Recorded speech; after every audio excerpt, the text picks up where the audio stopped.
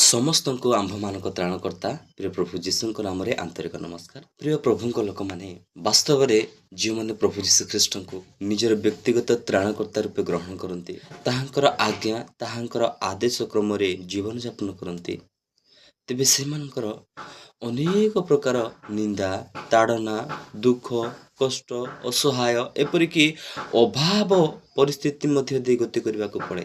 କିନ୍ତୁ ସେହି ସମୟରେ ଜଗତର ଜାଗତିକ ମନା ଲୋକମାନଙ୍କୁ ଥରେ ଦେଖନ୍ତୁ, ସେମାନଙ୍କର କୌଣସି ଦୁଃଖ, କଷ୍ଟ, ନିନ୍ଦା, ତାଡ଼ନା, ଅପମାନ ଏପରିକି ଅଭାବ ପରିସ୍ଥିତି ମଧ୍ୟ ନଥାଏ। ମହା ଆଡ଼ମ୍ବରରେ ସେମାନେ ଜୀବନଯାପନ କରନ୍ତି, କିନ୍ତୁ ସେମାନଙ୍କର ଶେଷ ଗତି କଣ ବୋଲି ଥରେ ଚିନ୍ତା କଲେ ଏକ ନିମିଷରେ ପାତାଳର ସେହି ଯନ୍ତ୍ରଣାଦାୟକ ସ୍ଥାନକୁ ଓହ୍ଲାଇ ଯାଆନ୍ତି। କିନ୍ତୁ ପ୍ରଭୁ ଯୀଶୁଙ୍କୁ ପାଇଥିବା ଆପଣ ଆଉ ମୁଁ, ପ୍ରଭୁ ଯୀଶୁଙ୍କୁ ନିଜ ହୃଦୟରେ ସ୍ଥାନ ଦେଇଥିବା ଆପଣ ଆଉ ମୁଁ, ତାହାଙ୍କର ଆଜ୍ଞା ଆଦେଶ କ୍ରମରେ ବଞ୍ଚି ନିନ୍ଦା, ତାଡ଼ନା, ଦୁଃଖ, କଷ୍ଟ, ଅପମାନ, ଅଭାବ ଏପରିକି ଅସହାୟ ପରିସ୍ଥିତି ମଧ୍ୟ ଦେଇ ଗତି କରିଥିବା ଆପଣ ଆଉ ମୁଁ ଉଦ୍ଧାର ପ୍ରାପ୍ତ ହେବା। ଏଥିପାଇଁ ପ୍ରଭୁ ଯୀଶୁ କହିଲେ, ମନୁଷ୍ୟ ଯଦି ସମସ୍ତ ଜଗତ ଲାଭ କରି ପରିଶେଷରେ ନିଜ ଜୀବନ ହରାଏ, ତେବେ ସେଥିରେ ତାର କି ଲାଭ?